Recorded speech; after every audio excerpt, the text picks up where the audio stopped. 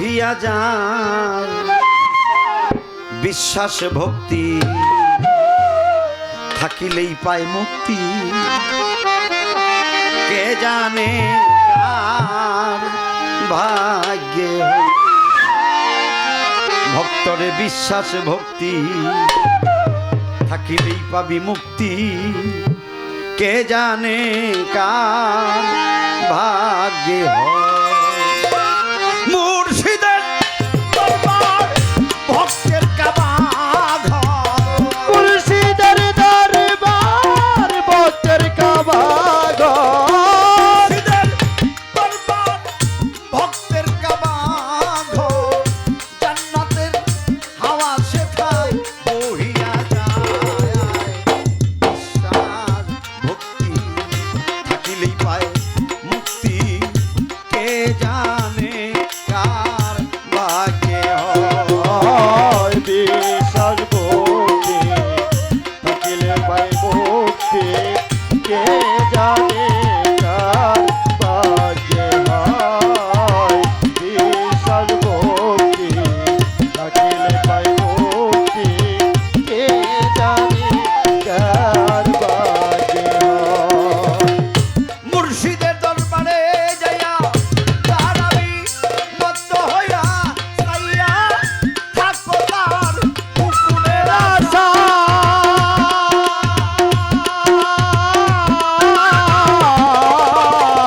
ভক্তরে মুর্শিদের দরবারে যাইয়া দাঁড়াবি নত হইয়া চাইয়া থাকো তার হুকুমের আশায় দিলে সে আজাজত বসিও আদমের ছায় দিলে সে আজাজত বসিয়ে আদমের ছায় দিলে সে আজাজত বসিও আদমের ছায় রহমত আছে ওই জায়গায় বিশ্বাস ভক্তি থাকিলে পায় মুক্তি কে জানে কার ভাগ্যে হয় বিশ্বাস ভক্তি থাকিলে পাই মুক্তি কে জানে কার ভাগ্যে হয় বিশ্বাস ভক্তি থাকিলে পাই মুক্তি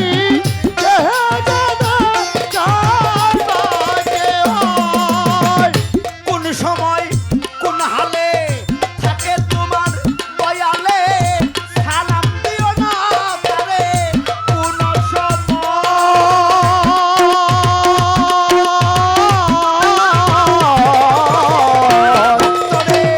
কোন সময় কোন হালে থাকে তোমার দয়ালে সালাম দিও না তারে কোন সময় বাবা করত কদম খুশি যার যত খুশি কর কর খুশি যার যত খুশি কর কদম খুশি যার যত খুশি হাতি কথা আছে ওই জায়গায় বিশ্বাস ভক্তি থাকিলে পায় মুক্তি কে জানে কার ভাগ্যে হয় ওই বিশ্বাস ভক্তি থাকিলে পাই মুক্তি কে জানে কার ভাগ্যে হয় বিশ্বাস ভক্তি থাকিলে পাই মুক্তি কে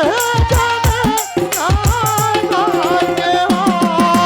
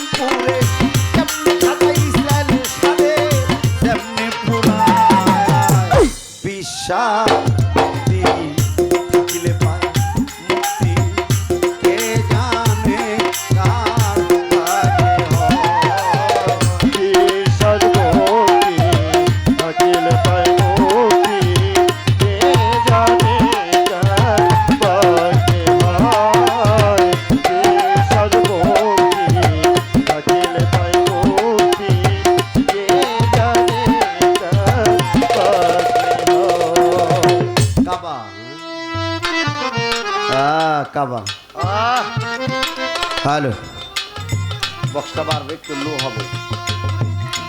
কাবা আমরা জানি এই পৃথিবীর মাঝখান এটা হলো মক্কা নগরী, যেখানে কাবা ঘর।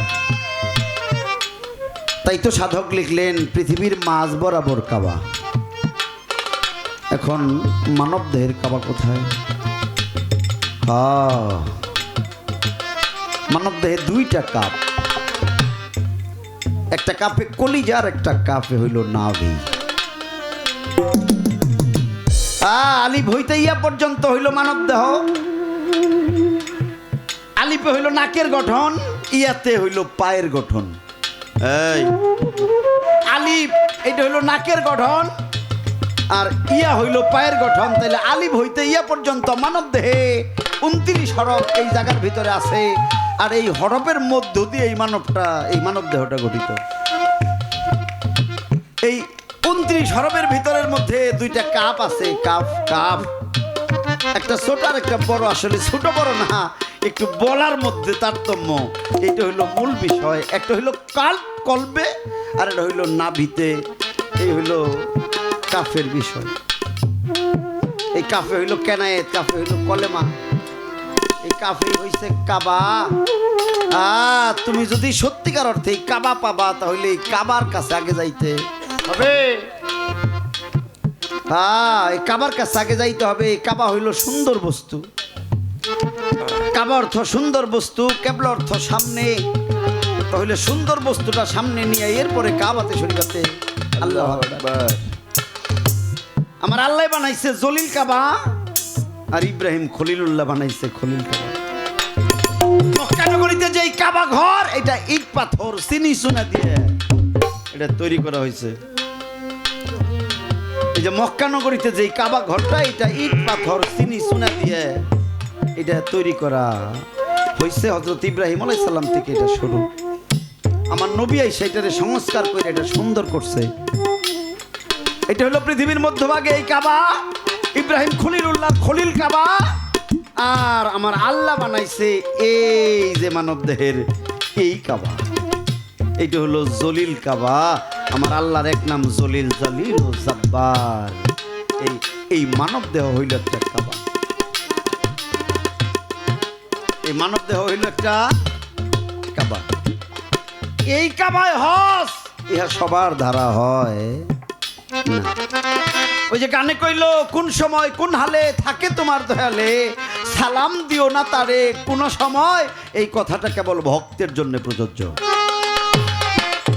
যিনি ভক্ত হইছে তিনি বুঝে আমার মুর্শিদ কি হালে আছে, তার এখন সালাম দেওয়া যাবে না।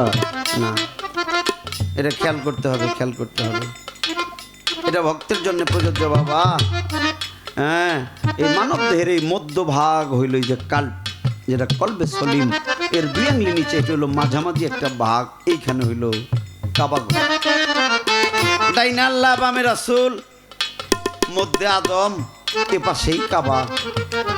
যদি এর সন্ধান তুমি নিবে, তাহলে একজন মুর্শিদের দরবারে যাইবা। মূল হইল এই দেহটাই কাবা ঘর। এর মূল বাণী হইল এই দেহটাই কাবা ঘর। এটা হলো জলিল কাবা। এই চেহারা হইল আল্লাহর চেহারা। এটা আল্লাহর একটা রূপ। নিজ দম হইতে ফুকারিয়া দিয়ে দম, এরপরে চেতন করছে আদম। একটা জায়গায় এসে বলছে, আমি আদম চেতন করি নাই, আমি নিজেই আদম হয়ে গেছি। আমার আল্লাহ নিজেই আদম হইয়া গেছে। এই জন্য এইটা হইল আল্লাহর ঘর। আল্লাহর ঘর কোনটা? আল্লাহর ঘর হইল এইটা। আল্লাহর ঘর ওইটা যেই ঘরে আল্লাহ থাকে থাকে। হ্যাঁ, খেয়াল করে দেখেন, যেই বাড়িতে যেই ঘরে আপনি থাকেন ওই ঘরটা আপনার নামে। একটা বাড়িতে 4টা 5টা ঘর, এই সব ঘরই কিন্তু আপনার না। আপনি যেই ঘরের যেই রুমে থাকেন, আপনি যেই ঘরটায় থাকেন, আপনার বাড়ি গেল মানুষ, ঘর হলো 4টে। হ্যাঁ, জিগাইব তানিয়া সরকারের বাড়ি কই? ওইটা গেছে। বাড়ি যায় জিগাইব তানিয়া সরকার কই থাকে? কয় ওই যে ওই পাশের ওই ঘরটায়, ওইটা তানিয়ার ঘর। কেন, ঘর আরো বাইতে 3-4টা আছে। এটা কইব না যেই ঘরে তানিয়া থাকে ওই ঘর তার। তাহলে যেই ঘরে আল্লাহ থাকে ওইটা হইল আল্লাহর ঘর।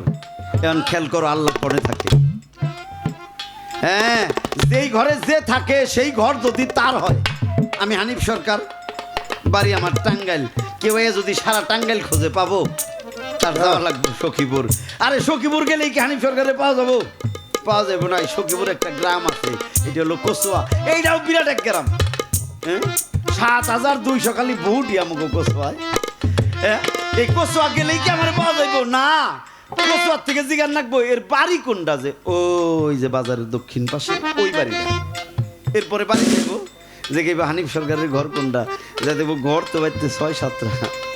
এই ঘরে বড় ভাই, ওই ঘরে মেজো ভাই, ছোট ভাই, এই ঘরে মা বাবা। তাহলে আমার ঘর, আমার একটা ঘর আছে না? এরপরে কইবো, এত ঘর ভাই, হানিফ সরকার থাকে কোন ঘরে? তখন কই ওই দক্ষিণ দরজা, ওই যে ওই ঘর। তাহলে ওই ঘর হলো হানিফ সরকারের। খেয়াল করতে হবে, আমার বাড়িতে কিন্তু আমার বড় ভাই হায়দার, হারুন এরা কিন্তু ঠিকই আছে। তাহলে যে ঘরে বড় ভাই থাকে ওইটা হায়দার ভাইয়ের ঘর, যে ঘরে মেজো ভাই থাকে ওইটা হারুন ভাইয়ের ঘর, যে ঘরে বাবা মা থাকে ওইটা বাবা মার ঘর। তাহলে হানিফ সরকার যে ঘরে থাকে ওইটা হলো হানিফ সরকারের ঘর। আমি বুঝাইবার চাইতাছি, এই যে ডাইকা ডাইকা তোমরা কও আল্লাহর ঘরের নিকে কিছু দাও, হ্যাঁ আমি তোমার বুঝাইতে চাইতেছি, আল্লাহ যে ঘরে থাকে ওইটা হইলো আল্লাহর ঘর। কি আমি যে ঘরে থাকি ওই ঘর যদি আমার হয়, তাহলে আল্লাহ যে ঘরে থাকে ওই ঘর কি আল্লাহর না? ঠিক না আপনারা? আল্লাহ যে ঘরে থাকে ওই ঘর হইলো আল্লাহর ঘর। তাইলে আল্লাহর ঘর হইলো এই যে, আল্লাহর ঘর হইলো এই যে এই ঘর, এই ঘরে আল্লাহ থাকে, এইটা হইলো আল্লাহর ঘর। আর এইটাই হইলো কাবা ঘর। কাবা অর্থ সুন্দর বস্তু, কেবল অর্থ সামনে একটা ভক্তের কাছে মুর্শিদের চাইতে সুন্দর আর দুনিয়ায় কোনো কিছু হইতে পারে না। একটা গানে আছে, কাবা অর্থ সুন্দর বস্তু, কেবল অর্থ সামনে তোর মুর্শিদ কাবা সামনে নিয়ে, এরপরে তুই দিল হুজুরি নামাজ বল একবার। এই টাইকা টাইকা কয় ধরো দিয়ে আসওয়াত পাথর দেখাইবেন না গেদিরে। এই কথা 40 বছর ধরে মানুষে জিজ্ঞাসা, আর আমি কইতেও আছি। তো একটা কথা কই, হ্যাঁ দেন দেন দেন নেন নেন আপনারা। এই যে মানুষ জিগাইলো আর বাউলেরা উত্তর দিল, তুই মাইক দিয়ে জিজ্ঞাসা নাই কেদি? তুই মাইক দিয়ে জিজ্ঞাসা, আমি মাইক দিয়ে কম। হ্যাঁ, কারণ তুই যখন মাইক দিয়ে জিগাইবার পারছিস, তাহলে তো আমার মাইক দিয়ে কয় লাগবো। তুই যখন বড় বিতন বুঝবি যে এই কথা মাইক দিয়ে জিগানির কথা না। এই কথা কিয়ামত পর্যন্ত জিগাইলেও মূল কথাটা কেউ কইব না, কারণ মাইক দিয়ে জিগাবি, মাইক দিয়ে কোনোদিনই তোরে এই কথা কয়ে দিব না। তাহলে আমি কি কমু না? আমি কম। তো আমি যা কমু তা তোর মাইকের কথা কম। ওই যে তুই মাইক দিয়ে জিগাইছ, এ না জিগাই যদি তুই, আমি ঘরে যে রুমে বই আসছিলাম ওই রুমে যাই যদি কইতি, বাবা এখন তো কেউ নাই, আর এখন তো কেউ নাই বাবা, লোক জানো নাই, তুমি আর আমি, আমি আর তুমি, তাহলে বাবা কও না এই বিষয়টা কি, এটা কোনে থাহে, তাইলে না দুইটা কথা কোয়া যাইতো। কি কোন আপনারা? এখন ও মাইক দিয়া জিগাইছে, আমার তো মাইকের কথাই কোয়া লাগবো। আমার নবীজি বিকেল বেলা দাঁড়ায় রয়েছে, আমার নবীজি বিকেল বেলা দাঁড়ায় রয়েছে, পাশাপাশি এসে হযরত আলীও দাঁড়াইছে, আমার নবীজিও দাঁড়াইছে, হযরত আলীও এসে দাঁড়াইছে। একটা ছেলে কমা, আমার নবীজি দাঁড়াই রয়েছে, পাশাপাশি হযরত আলীও দাঁড়াইছে। আমার নবীজি কোনো কথা বলে নাই, আলীও কিছু বলতে পারতেছে না, কারণ হুজুর যদি কিছু না বলে তাহলে তার সামনে কিছু বলা যাবে না। আমার নবীজি চুপ করে দাঁড়িয়ে আছে, পাশাপাশি হযরত আলীও একটু পিছিয়ে চুপ করে দাঁড়িয়ে আছে। একটা লোক সামনে থেকে দৌড়ে এসে একেবারে তাড়াতাড়ি করে আইসে হযরত আলীর পায়ের মধ্যে উপরে হয়ে পড়ে গেছে। হযরত আলী তারে টান দিয়ে উঠাইছে, আর টান দিয়ে উঠানোর পরে সে এই দুইটা হাত মোসাফা করতেছে হযরত আলীর সাথে। হযরত আলী রাগ হয়ে গেছে, এটা তুমি কি করলা? তুমি কি চোখে দেখো না? হযরত আলী তারে ধমক দিয়ে কইতেছে, তুমি চোখে দেখো না? ওই লোকটা হতভম্ব হয়ে গেছে, ভয় পেয়ে গেছে। হযরত আলী তারে ধমক দিছে, ওই লোকটা ভয় পেয়ে গেছে। লোকটা কইছে, ও দরদ আমার কি হইলো? হযরত আলী ধমক দিয়ে কইতেছে, যেখানে হুজুর দাঁড়িয়ে আছে সেখানে কেন তুমি আমার কাছে আগে আইলে? তুমি আমার কাছে কেন আসছো? তুমি কি হুজুরের কাছে যাইতে পারো না? এ কথা শোনার পরে ওই লোকটা হুজুরের কাছে যায়, আমার নবীজি ডাইকে রেখে কয়, আলী আলী গো, তুমি ওরে ধমক দাও কেন? তুমি ওরে ধমক দাও কেন? রাগান্বিত হও কেন? হা, আমার নবীজি ওই লোকটারে জিগায়, বাবা তুমি আলীরে খুব ভালোবাসো না? ওই ছেলেটা ভয় পেয়ে গেছে, ডাইকে রেখে কয়, হুজুর আমি আপনারেও ভালোবাসি, কিন্তু হযরত আলীর আমার অনেক ভালো লাগে গো। হযরত আলীর আমার অনেক ভালো লাগে। আমার নবীজি ডাইকে ডাইকে কয় তুমি ভয় পাও না, তুমি ভয় পাও না। ওই ছেলেটা কয় হুজুর আমি আপনারেও ভালোবাসি, আমি আপনারেও ভালোবাসি, কিন্তু আলীর আমার বেশি ভালো লাগে। হযরত আলী মাথাটা নিচু করে মনের দুঃখে কয় তুই কি কোস, তুই কার সামনে কি কোস, বোকারে তুই কার সামনে কি কোস। আমার নবীজি তার বুকের মধ্যে জড়ায় ধরে কইতেছে বাবা আলীরে যদি তোমার এতই ভালো লাগে তাহলে তুমি হাত মুসাফা করো কেন, তুমি তার কদম বুসি করো, তুমি কদম বুসি করো। ওই লোকটা কয় আমি তো বুঝি না কদম বুসি কি। আমার নবীজি ডাইকে ডেকে কয় কদম অর্থ পার, বুসি অর্থ চুম্বন করা। তুমি তাড়াতাড়ি যাও হযরত আলীর দুইটা চরণ একত্র কইরে মাথাটা নিচু কইরে তার দুইটা বৃদ্ধাঙ্গুলি একত্র কইরে ওই আঙ্গুলের মধ্যে চুমা দাও, তোমার সারা জিন্দেগানির গুনাহ খাতা মাফ হয়ে যাবে। সুবহানাল্লাহ। আমার নবীজি ডাইকা ডাইকা কয় ভালোই যদি বাসো তাহলে হাত মুসাফা করো কেন, কদম বুসি করো। কদম বুসি করো, কদম অর্থ পা, বুসি অর্থ চুম্বন করা।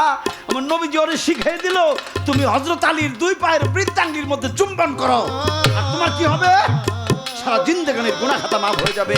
এই দলিল প্রমাণ করে ওই দুই পায়ের বৃদ্ধাঙ্গুলি এই দুইটাই হলো আসওয়াদ পাথর।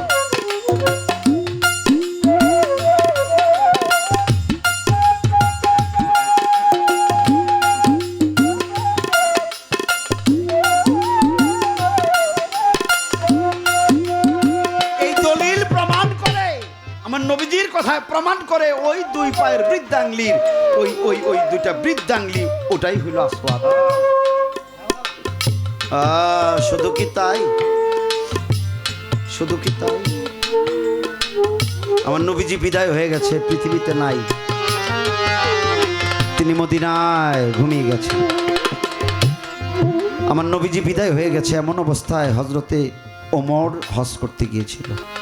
হযরত উমর হজ করতে গিয়ে কাবার চারপাশ দিয়ে ঘুরে সকলে আসওয়াদ পাথরে চুমা দেয়, ওমর দেয় না।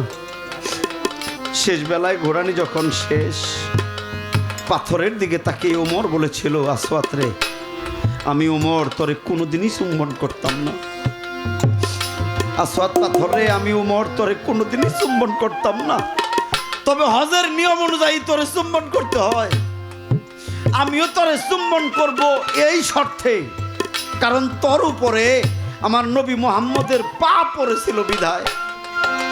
হযরত ওমর কয় ওরে পাথর তোরে আমি কোনোদিনই চুমা দিতাম না, চুম্বন করতাম না, তবে এই শর্তে তোরে চুম্বন করতেছি তোর উপরে আমার নবীজির চরণ মোবারক রেখেছিল, এই জন্যে তোরে চুম্বন করি।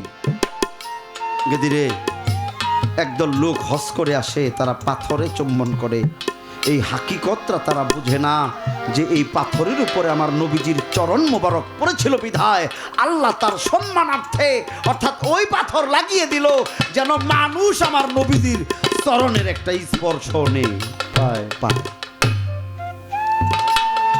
এই হলো তোমার আসওয়াদ, এই হলো তোমার আসওয়াদ। এবার দেন মোহর কও, ওই যে মুর্শিদের হাতে হাত দিয়ে পড়ছিল না তওবা আস্তাগফিরুল্লাহ, এরপরে কলেমা পড়ছিল, কলেমা তয়ব শাহাদাত তাওহীদ তামজিদ, এই যে প্রথম কলেমা পড়লা লা নাই ইলাহা যারে খুঁজি ইল্লাল্লাহ মানে আল্লাহ, এই তোমার দেন মোহর। এর দেনা তুমি জন্ম থেকে মৃত্যু পর্যন্ত চেষ্টা করলে শোধ করতে পারবা না, পারবা না, ততদিন পর্যন্ত পারবা না যতদিন পর্যন্ত তুমি তোমার মুর্শিদের রূপ সরাসরি না দেখবা। ওই যে লা মানে নাই, ইলাহা যারে খুঁজো, ইল্লাল্লাহ মানে আল্লাহ, তুমি যারে খুঁজো তারে তুমি এভাবে পাইবে না, এ কথা আমার আল্লাহই কয়। পরিশেষে আমার আল্লাহ কইলো আমারে পাইতে হইলে তোমরা খুঁজে নাও মুহাম্মাদুর রাসূল আল্লাহ আল্লাহ। লা মানে নাই, যারে খুঁজো, ইলাহা ইল্লাল্লাহ, তুমি ইলা খুঁজতেছো না, যে ইল্লাল্লাহরে তুমি খুঁজো তারে এইভাবে তুমি আলাদা করে কোনোদিনই পাইবে না। তোমরা যাও মুহাম্মদের কাছে, মুহাম্মদের কাছে গেলেই আমার একটা ব্যয় ব্যবস্থা তোমার হয়ে যাইব। এই কলেমাটাই হলো তোমার জন্য। আর অনেক কথা, এত কথা বলবো না। এই যে উত্তর দক্ষিণ কও, এই কাবার কোনো উত্তর দক্ষিণ নাই, কাবার কোনো উত্তর দক্ষিণ নাই। তুমি যখন কাবার সামনে যাবা তখন তোমার সালাত কায়েম হবে তুমি যেই দিকেই ঘুরো। তুমি যখন কাবার সামনে যাবা, কাবা তোমার সামনে থাকবো, তখন তোমার সালাত কায়েম হবো তুমি যেই দিকে যেভাবে যে সময় খালি সামনে থাকলেই হয়, খালি কাবারে কেবলা করলেই হয়। এখন আমরা পশ্চিম দিকে করি কারণ আমরা একটা স্থান নিছি মক্কা নগরী আমগেন থেকে পশ্চিম দিকে, কিন্তু যারা কাবার পশ্চিম পাশে তারা কিন্তু পূর্ব দিকে কেবলা করে, করে না? হ্যাঁ, যারা উত্তর দিকে তারা দক্ষিণ দিকে কেবলা করে, আর যারা দক্ষিণে তারা উত্তর দিকে কাবলা করে। এটা হলো খলিল কাবার কথা কইলাম। আর জলিল কাবাটা হইল দিদিরে, মনে কর লঞ্চে বরিশাল যাইতেছ, লঞ্চে বরিশাল যাইতেছ, সেই সময় নামাজের টাইম হলো, দাঁড়িয়ে গেলি, এরপরে লঞ্চ কোন দিকে ঘুরতেছে অদিয়া তোর ঠেকা নাই, তুই খালি কেবলাটা কইরা খালি নিয়তরা কইরা খালি খারায় পর। চাইলাম তুই তোর মুর্শিদের রূপটা কেবলা কর, এরপরে তুই খালি পড়তে থাক পড়তে থাক, তোর এত দিক ঠিক খুঁজে লাগবো না। একটা দক্ষিণ হস্ত আছে হাতের, হ্যাঁ খেয়াল কর খেয়াল কর, এই যে দক্ষিণ হস্ত মানে ডাইন হাত, তাহলে বুঝ তুই এটা যদি দক্ষিণ হয় বাকিগুলা কি হবো, এটা খেয়াল করে চলবি। পালা হইল গুরু আর ভক্ত। ভক্ত অনেক সুন্দর কথা জিগাইছে ভক্তে, হ্যাঁ অনেক ভালো ভালো কথা, গান তার ভালো, হ্যাঁ গান তার ভালো। কারণ হ্যাঁ আমার দাদা যিনি সুনীল দাদা, আমাকে কালীহাতি সয়াপালিমার, আমাকে কালীহাতি সয়াপালিমার সুনীল দাদার হইল ছাত্রী দাদা গুরু রজ্জব দেওয়ান। ও হয়তো দেখে নাই তারে, কারণ উনি অনেক আগেই চলে গেছে, এরপরেও ভালো করে মাল একটা দোয়া আশীর্বাদ একটা ফায়েজ। এই নাম নইলে ভালো করে নইস, মন থেকে নইস, যার নাম নবী তার তার রুহু হইতে কিছু ফায়েজ তোর কাছে আইব, যদি নামে প্রেম থাকে।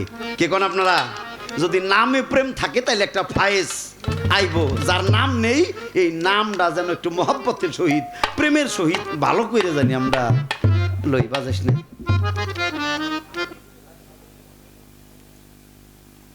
আমাকে নয় 1 ডজন পাগল আসাল কাছে, কয়জন 1 ডজন হয়? আমাকে নিয়ে 1 ডজন পাগল আসাল।